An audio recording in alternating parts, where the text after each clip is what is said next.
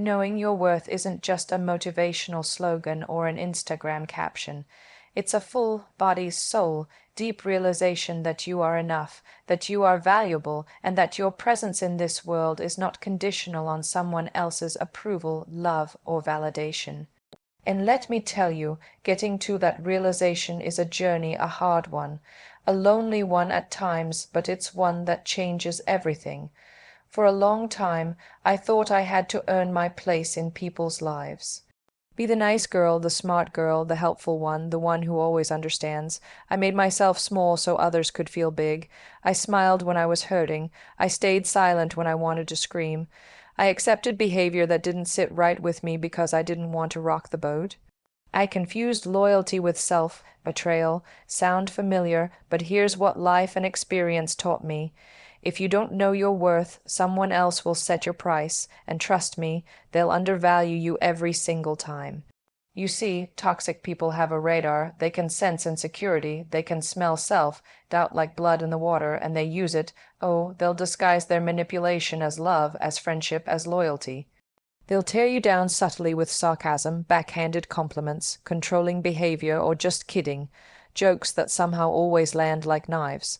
And if you let them, they'll write the narrative of your life telling you who you are, what you deserve, what you should tolerate.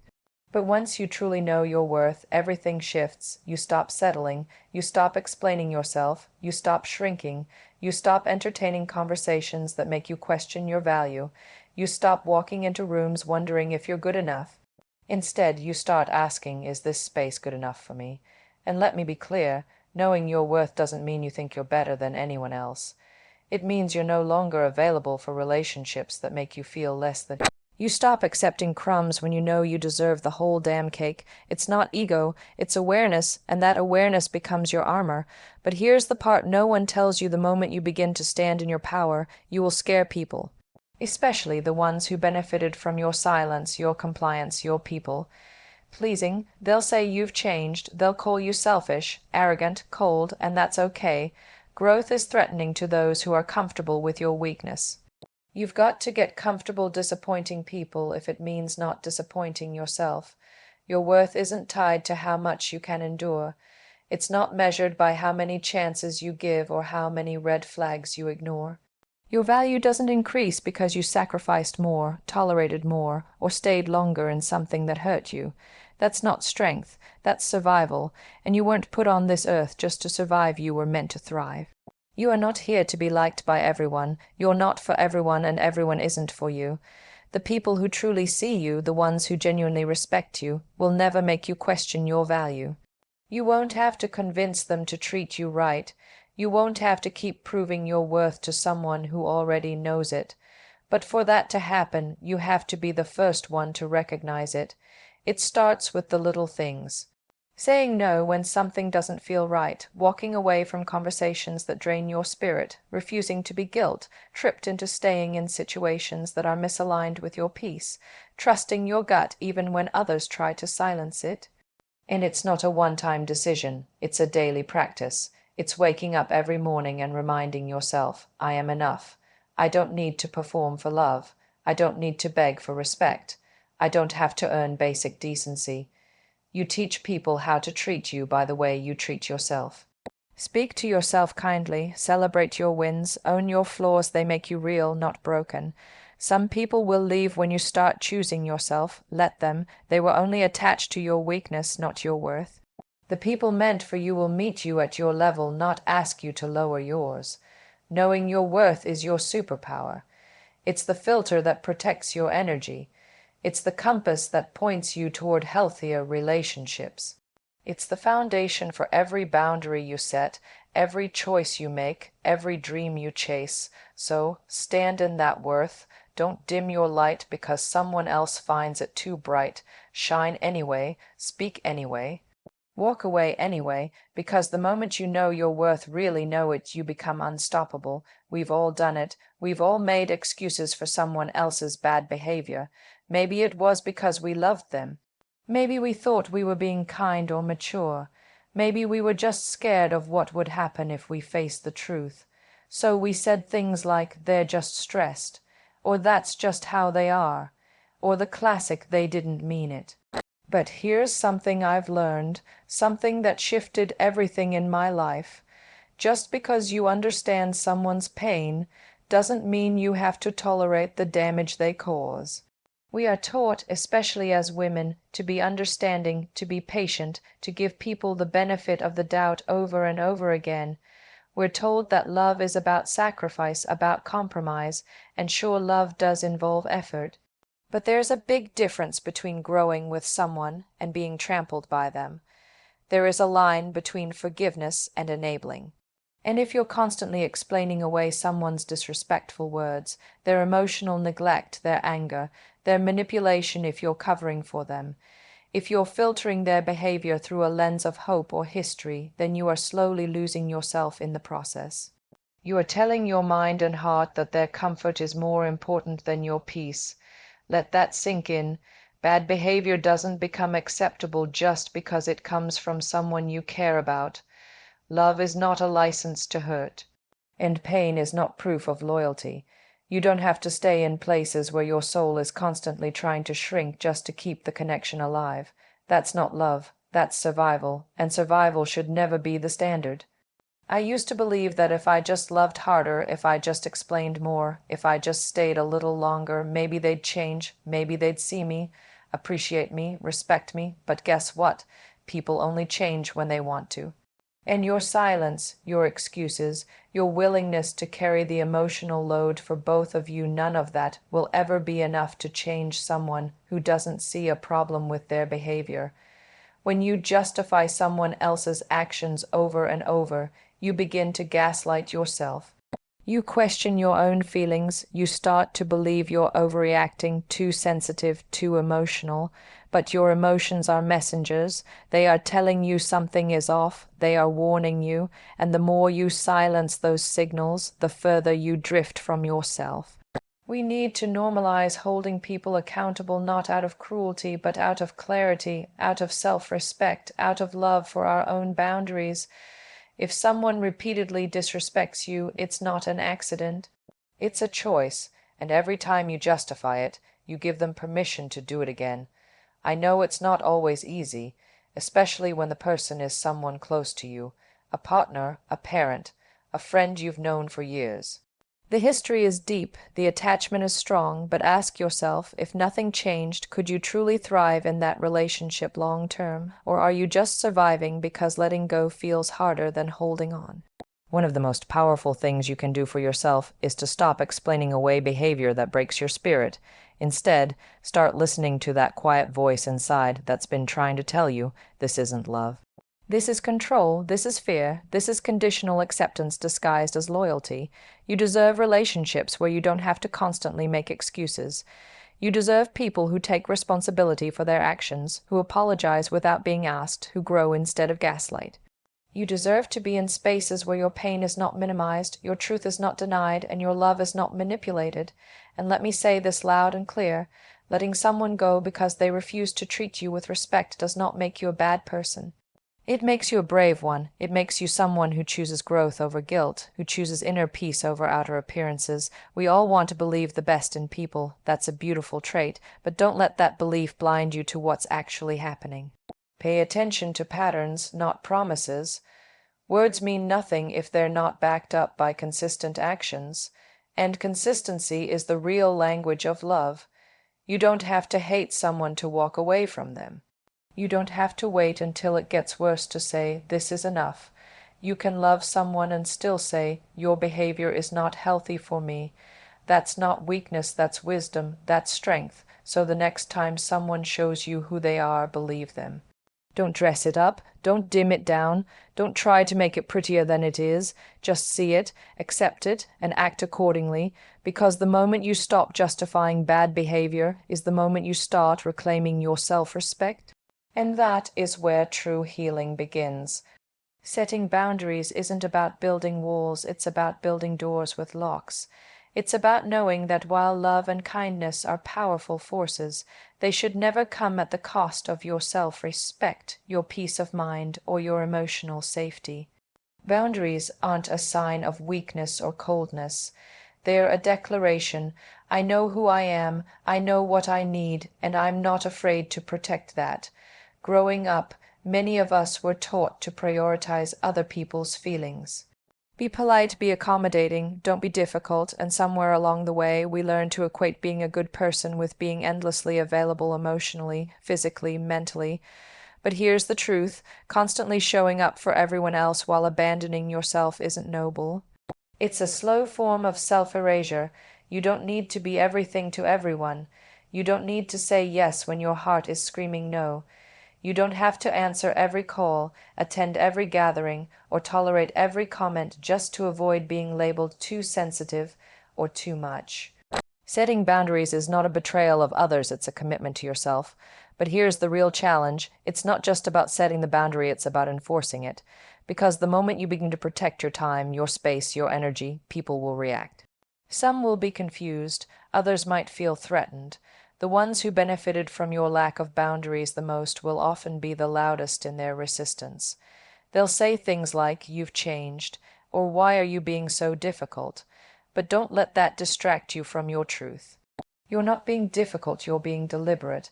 And deliberate people intimidate those who thrive on access without accountability. You have every right to choose who gets your time, who gets your emotional investment, and who gets to stay in your life. That isn't selfish, it's self-respect. And anyone who truly values you will understand that. I've had to learn this lesson in real time, in personal relationships, in professional circles, even within family. There came a point when I had to say, "This doesn't feel right," or "I'm not okay with this," and then stand in that decision even when it shook the room, because that's what boundaries do. They challenge dynamics. They shake up patterns, but they also teach people how to treat you. If someone crosses your boundary and you let it slide, you're silently teaching them that your needs are negotiable, that your no is actually a maybe. And once you start compromising your limits to avoid conflict, you end up in a constant state of internal war, exhausted, resentful, and disconnected from yourself. Boundaries are not just spoken, they are lived. You can't just say, "I don't like when you speak to me like that," and then continue to engage with someone who disrespects you.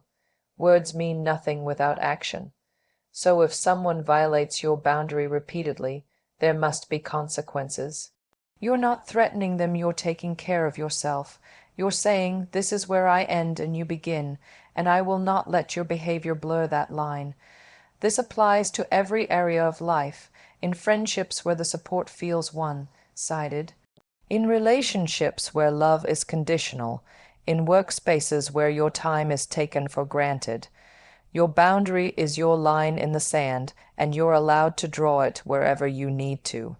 And here's the beautiful part. When you start honoring your boundaries, you begin to attract people who do the same. People who ask instead of assume, who respect your time, your values, your energy. Relationships become healthier, more honest, more balanced. Because when two people show up with clear boundaries, there's room for real connection, not obligation or resentment. But the first step, you have to believe that your needs matter, that your feelings are valid, that protecting your peace is not a luxury, it's a necessity, and that it's okay to disappoint people who expect you to prioritize them over yourself. You're not cold for pulling away from chaos. You're not selfish for needing space. You're not dramatic for asking for respect. You're simply taking ownership of your life, and that's brave. So let them be uncomfortable if they must. Let them adjust. Let them walk away if they can't respect your terms. That's not your burden to carry. Your job is not to be constantly available. Your job is to live fully, love deeply, and protect fiercely what you've built within yourself. You get to decide the standard for how people engage with you. You get to choose the tone of your life, and if someone can't handle the boundary, then they were never really here for you, just for what you gave them at your own expense. So hold the line, speak the boundary, enforce it even when it's uncomfortable. That's not a sign you're doing something wrong, it's proof you're finally doing something right, because your peace is priceless. And protecting it is powerful. Cutting the cord isn't easy. Letting go of someone, a friend, a partner, a family member, especially when you've shared so much, when the history runs deep, can feel like tearing away a piece of your identity. We hold on because we remember the good times, the laughs, the promises. We hold on because we're afraid of what it will mean to walk away. But here's the truth. Sometimes loving yourself means leaving what's hurting you even when you still care. And here's the part no one really talks about: the guilt. That heavy, aching guilt that creeps in when you decide to put yourself first. You question if you're being heartless. You wonder if you gave up too soon. You replay every conversation, every mistake, trying to justify why you made the decision. And if the other person paints themselves as the victim or worse, tells you that you're the toxic one, the guilt only grows louder. But I want to tell you something that might free you. You are not a bad person for choosing your peace. You are not cruel for walking away from chaos. You are not selfish for no longer making space for someone who constantly hurt you, dismissed you, or made you feel small. Guilt is not always a sign you did something wrong sometimes. It's just a sign that you've finally done something right after a long time of betraying yourself. We live in a world that glorifies endurance. We're told to stick it out, to keep giving people more chances, to forgive endlessly, especially if we love them. And yes, forgiveness is powerful. But forgiveness doesn't always mean reconciliation. You can forgive someone and still never want them near your life again. You can wish someone well and still never speak to them again. Cutting the cord doesn't have to come with hatred. It can come with healing. Sometimes it's not about what someone did in one moment, it's about what they kept doing over and over, despite knowing how it made you feel. It's about patterns, about the way your energy would drop when they walked into the room, the way you had to walk on eggshells, the way you started questioning your worth just to keep the relationship going. So when you finally cut the cord, you're not just saying goodbye to a person, you're saying goodbye to the version of you who tolerated less than you deserved. And that's where the power lies, but don't expect applause. Don't expect people to understand. Some might judge you. Some will call you cold, dramatic, or ungrateful, especially if the person you're walking away from is someone others admire, or someone who plays the victim well. But remember, no one else lived in your shoes. No one else knows what it felt like at 2 a.m.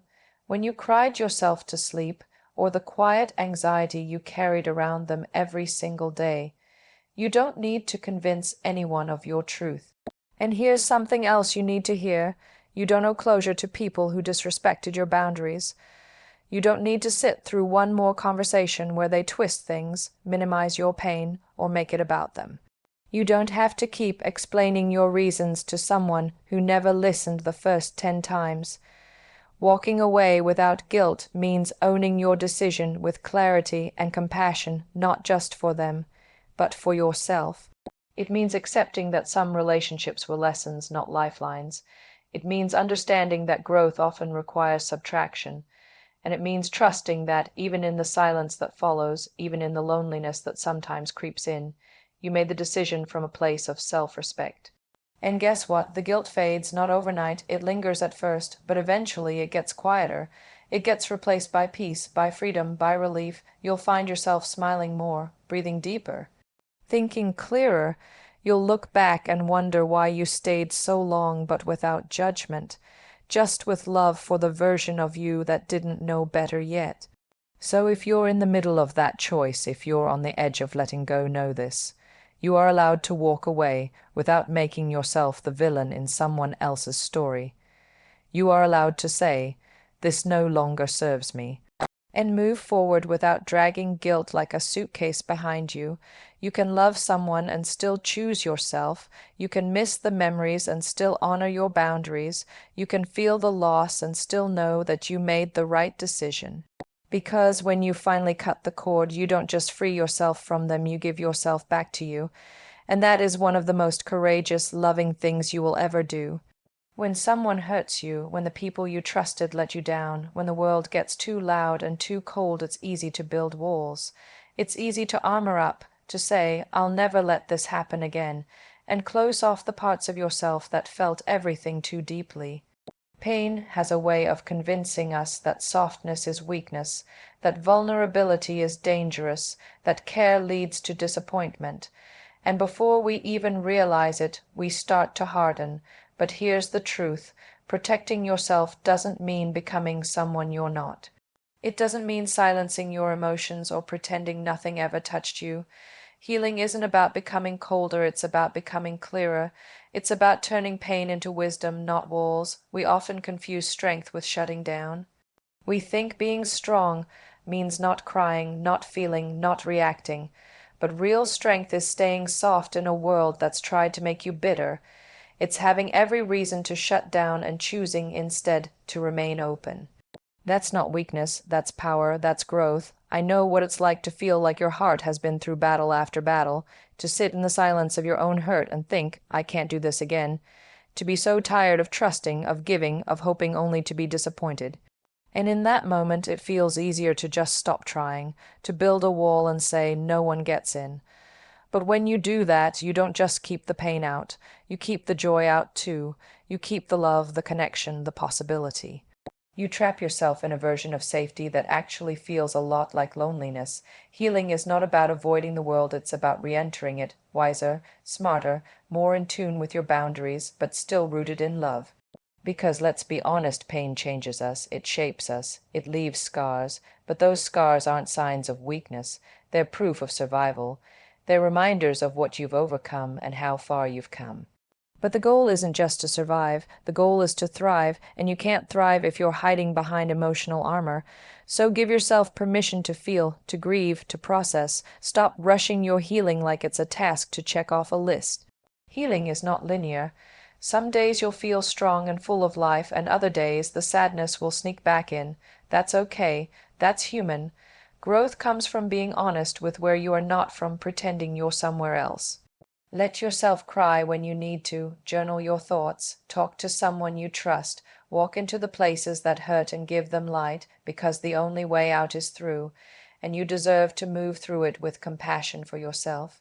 Forgive not because they always deserve it, but because you do, because carrying resentment is heavy, and your healing can't grow where bitterness lives. Forgiveness doesn't mean forgetting. It doesn't mean welcoming someone back into your life. It simply means you're choosing peace over pain. It means you're saying, I won't let what hurt me define me. And here's something that matters more than people realize: heal in your own way, at your own pace. Don't compare your journey to anyone else's. What broke you might not break someone else. What helped them might not work for you. That's okay. Your healing is valid, no matter what it looks like. But above all, don't let pain change your essence. Don't let the wrong people make you doubt the right ones. Don't let one heartbreak convince you that love is unsafe. Don't let betrayal turn you bitter. You are allowed to guard your heart without locking it away. You can be cautious without being cold. You can be wise without being walled off. Staying soft after being hurt, that's the real strength. It's the refusal to let life's cruelty rob you of your joy. It's choosing to still believe in beauty, even after you've seen the darkest parts of people. It's choosing to still love deeply, laugh freely, and live fully. So heal, take your time, tend to your wounds. Rest, reflect, rebuild, but don't harden. Don't become someone you're not just because someone else couldn't handle your heart. You were born to feel, to connect, to care. That's your power, not your flaw. Healing isn't about pretending nothing happened. It's about learning how to live with what happened and still find your light. It's about being able to say, yes, I've been hurt, but I'm still here, I'm still me, and I still believe in love, in goodness, in myself. That's how you win. Not by becoming numb, but by becoming whole again. One of the greatest forms of self-care, of personal power, of healing, is choosing who you allow into your space. Your energy is precious, your time is limited. Your peace is sacred, and the people around you, they either fuel your fire or drain your soul. There's no in between. It's taken me years to understand this. You can't rise when you're constantly surrounded by people who pull you down. You can't grow when you're surrounded by energy that suffocates your light.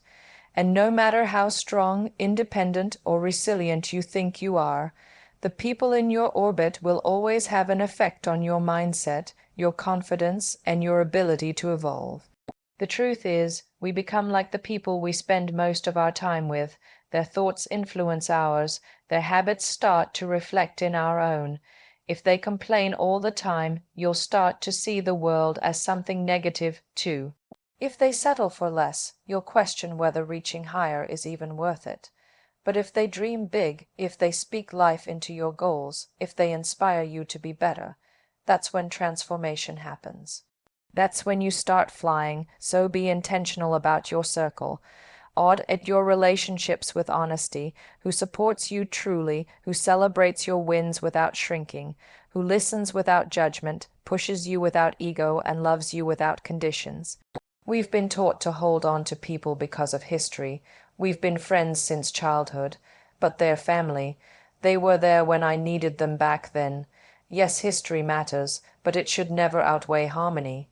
If someone's presence is constantly draining you, confusing you, or making you question your worth, then it's time to ask yourself the hard question: why am I still keeping them close? You don't owe access to anyone who disturbs your peace. Not even if you once loved them deeply, not even if they meant the world to you at some point.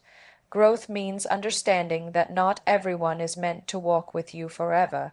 Some people are chapters, not lifetimes. And that's okay. You can love them, thank them for the role they played, and still move forward without them. Let go of those who mock your ambition, who belittle your struggles, who make you feel like you're too much for dreaming big or feeling deeply.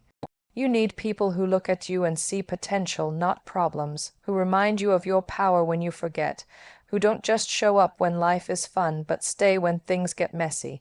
Surround yourself with the ones who speak your name in rooms full of opportunity, who check in without needing a reason, who challenge you to rise not by tearing you down, but by showing you what's possible. People who don't compete with you, but collaborate, who don't gossip about you, but protect your name. That kind of energy is rare, but when you find it, hold it close. It doesn't have to be a huge group. In fact, the smaller, the better. A handful of real ones is worth more than a crowd of maybes. Quality over quantity, every single time. And don't just look for that kind of energy. Be that energy too. Be the person who fuels others, who lifts people up, who listens without envy, who celebrates without conditions. The kind of person you want around you should also be the kind of person you're becoming. Like attracts like, energy is magnetic, and the more aligned you are with positivity, integrity, and growth, the more you'll naturally attract others who are on that same path. It also means letting go of the guilt that comes with outgrowing people. Sometimes the people you once clicked with no longer align with where you're going. You didn't do anything wrong. You just evolved, and evolution requires elevation. You can't stay grounded in low frequency energy and expect high results. There's a unique power in being surrounded by people who see you, not just your image, not just what you can give them, but your soul. People who know your scars and don't use them against you, who know your fears and still believe in your strength. That kind of support is not just uplifting, it's life-changing. Your environment shapes your reality. If you want to grow, place yourself in rooms that feel like sunlight, in conversations that spark something in you, around people who are doing the work, who are healing, building, dreaming, and living with intention. Because when you're surrounded by that kind of energy, you rise naturally, you expand effortlessly, you become who you were always meant to be. So guard your circle like your life depends on it, because in many ways it does. Every major transformation starts with one brave choice: to protect your peace and surround yourself with people who fuel your light, not dim it. And once you make that choice, everything changes.